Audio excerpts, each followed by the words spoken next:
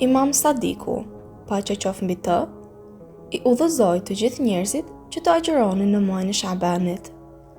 Allahu më pranoft si shpërblesë për ju, tha imami. Ka një arsye për këtë udhëzim, apo nuk ka?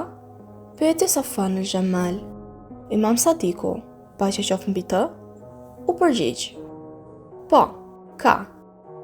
Kur sytë e tij ranë në hënën e re të Shabanit, I dërguari I Allahut, sallallahu alaihi wasallam, urdhëroi dikë që të shpallte banorëve të Medinës se: O banor të Jethribit, unë jam I dërguari I Allahut, I dërguari I Allahut për të gjithë ju për të përcjellë këtë mesazh.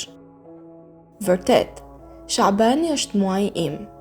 Prandaj, Allahu e mëshiroft atë që më ndihmon të ruaj muajin tim.